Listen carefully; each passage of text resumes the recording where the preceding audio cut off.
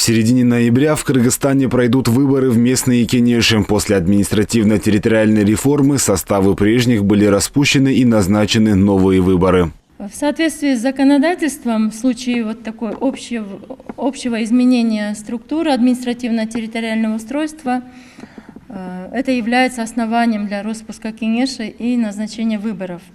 Всего предстоит избрать 993 депутата городских кенешей и 5391 депутат аильных кенешей. До реформы было 32 городских и 452 аильных кенеша, всего 484 местных кенеша.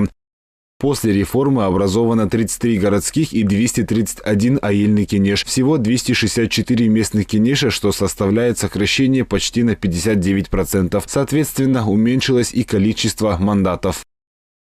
В города 7 октября завершился прием документов.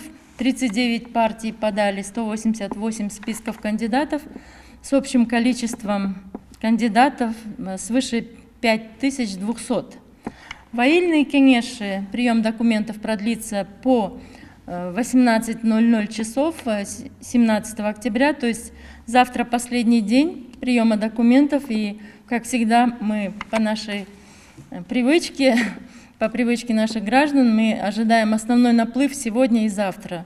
Агитационная кампания этих выборов начнется в ближайшие дни. Как рассказал в своем обращении Садыр Джапаров, развитие страны начинается с регионов, поэтому свой голос нужно отдавать за правильного кандидата. Выбор достойного депутата среди претендентов тоже непростое дело. Среди кандидатов есть те, кто умеет красноречиво говорить, дает невероятные обещания, привлекает деньгами, но при этом не хватает ума, знаний и опыта для того, чтобы нести бремя региона или города. Не выбирайте таких депутатов, иначе потом будете сожалеть все 5 лет. Мы, как государство, построим школы, детские сады, дороги и все другие социальные объекты. Ни один кандидат или депутат не сможет сделать это за свой счет.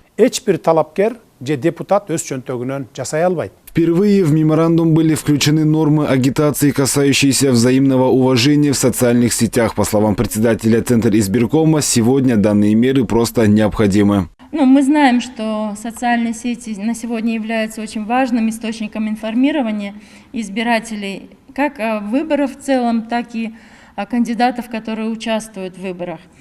И поэтому мы сочли совместно с партиями, что это будет очень важным шагом вперед, учитывая роль социальных сетей в ходе выборов.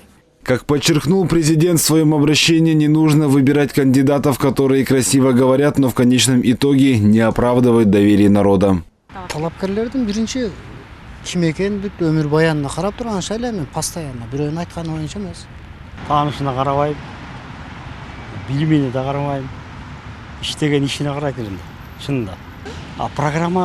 Программасын мен танышып чыгам, бирок программасына мен ишенбейм да.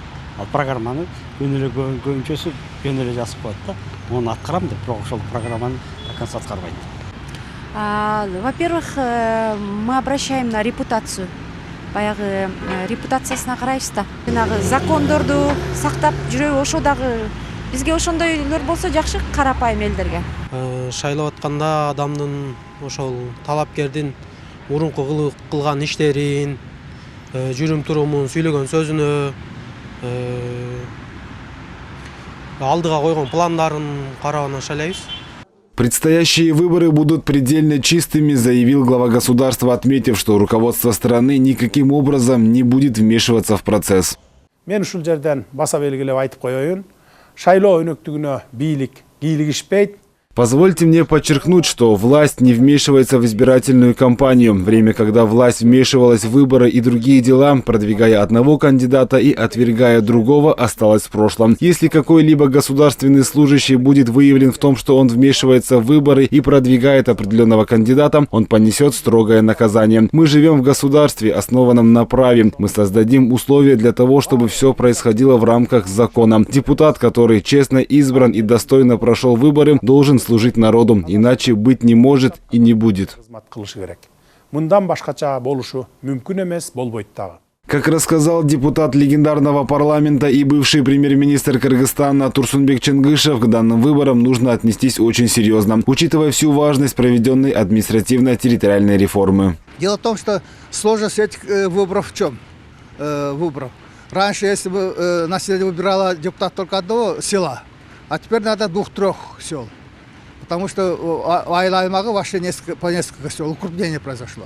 Поэтому надо учесть интересы каждого села, каждого айыла, который объединился общий айыл аймага. Но самое главное, чтобы депутатами были избраны те люди, которые от души искренне будут решать те проблемы, которые есть в данном айыл аймага.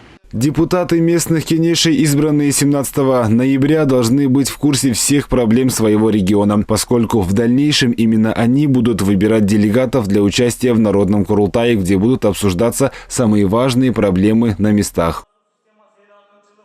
Малик Аюпов, Миримбек Чусубек Улу, ЛТР Бишкек.